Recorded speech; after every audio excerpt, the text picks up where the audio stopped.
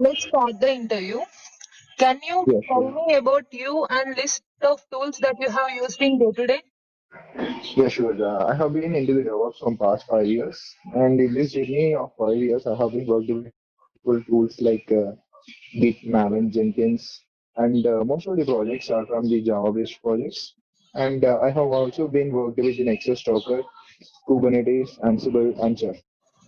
For Okay. CI/CD management, I have been using Git for Git, and for the build packets, tend to use the Maven as well.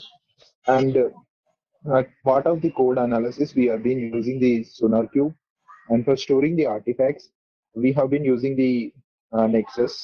Since our architecture has a Kubernetes, we have been using Kubernetes as well, and we are using the Docker for creating the Docker images as well.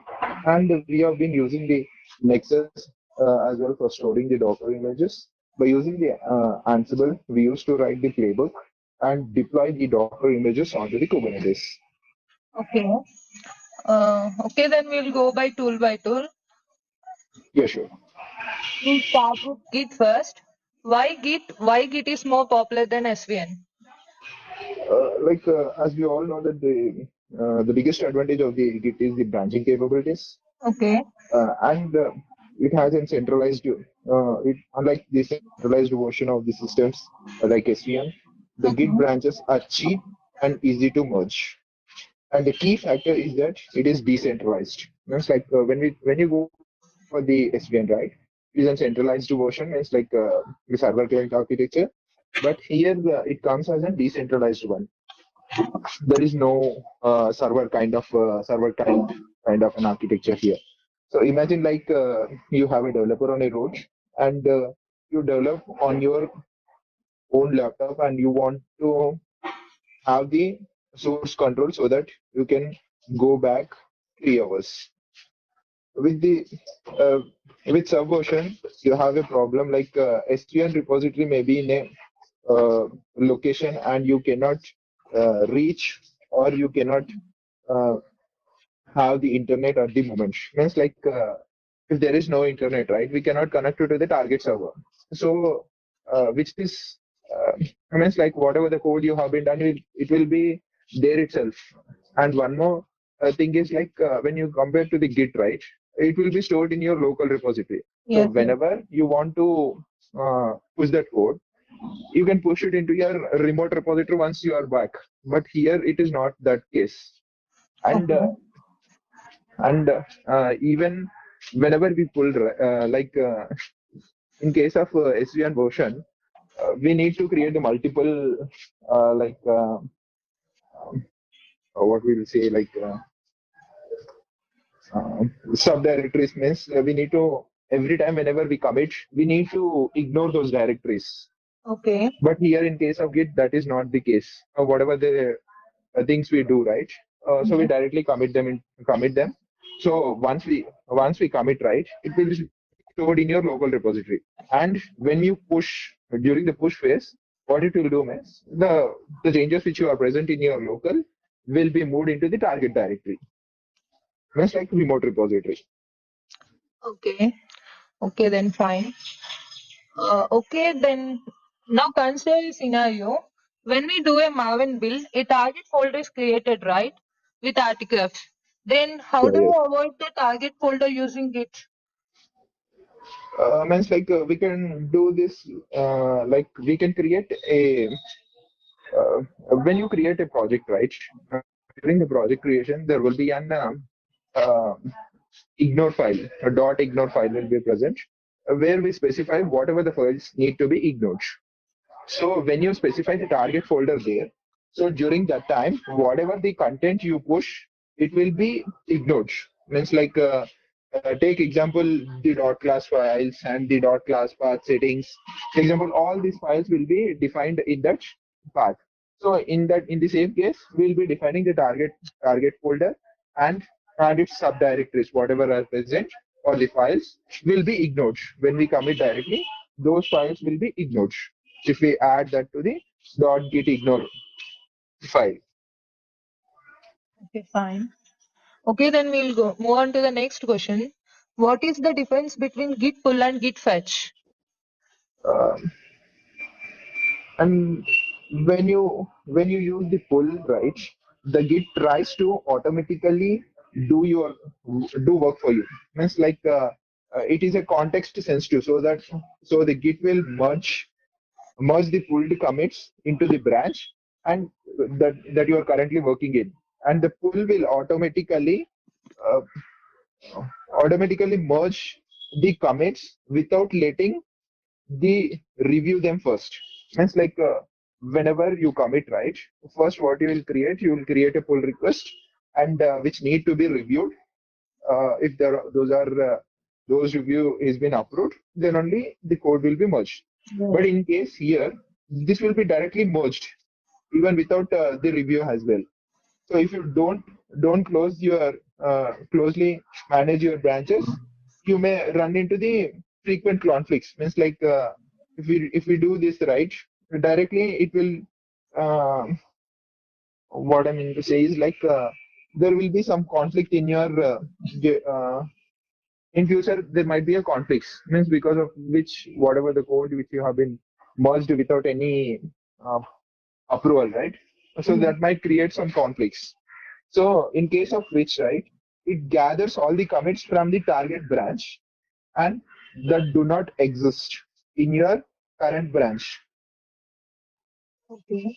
and stores in your local repository. Means like whatever the commits which is not present, right? Those will be stored into your local repository. Means like you are pulling right here. Means like if there is any commits, right? It will gather all those commits and it will move it into your local repository. And it does not merge them into your current branch. Means whatever the commits it pulls, it will not merge it into your branch. Means like whatever the branch your current branch is there, means like current branch which you are working on, Yes. these code will not be merged into that. So take example like we are working on a branch Okay. and you pulled something. Means like whatever the commits which come into will will not be merged into this branch. Means like whatever the commits come into the B branch will not be merged into the A branch. So what it will mean is like this is particularly useful if you used to keep your local repository up to date. Means like but working on something might break if you update your files. Means like to integrate the commits into your master branch, you use the merge. Okay, fine. Okay, then I'll ask you a question. When you clone a Git repository, all the branches will get cloned, or is there any way to clone only a single branch? If yes, how? Means like we can git clone command, we can use it to clone the repositories, but we need to specifically specify like whatever the means like there is an option of hyphen single branch, and the option is to limit the cloning to the one branch. Means like whenever you give this branch, right, so what it will do means it will fetch only the particular branch whatever we specify there. Yeah. Means like take example like git clone hyphen b, and means like branch name, some branch name, hyphen single branch, single hyphen branch, and the target repository name. If you give like that, then it will fetch whatever the branch you want, right? Only that Yeah. particular branch will be fetched from that repo. Okay. Now let's jump into Maven. What happens when you use Maven clean install? What all things will happen? So to use the MV and clean install, the Maven need to be installed on your local repository. Now means like local system. Yeah. When you install the Maven into your local system, you need to means like you need to give a class path for that Maven, and so that it whenever you use this MVN command, right?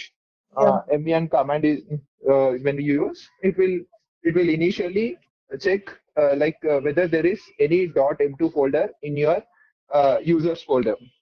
Means like any .m2 folder is present or not. So that if there is any .m2 folder, it will go into that and it will check for the settings.xml initially. Means like if there is no things, right, means it will create a .m2 folder for you. When you use this Maven ambient clean install, it will create the .m2 folder for you. And then if there is, it is present, then when it comes to the clean phase, whatever the files and the libraries all present in your target folder, right? Yeah. Those will be cleared. Means like it will clean all those compiled classes. And next, it will clear the target directory. Means it will delete the target directory. And when you call an install phase, right, during that time, again it compiles all those classes, and it stores them into the target um, target directory. Okay, then you have an idea on .m2 folder, right? Then what do you know about the .m2 folder? Uh, dot m2 folder, right? Yeah. When we come means just now I told you, right?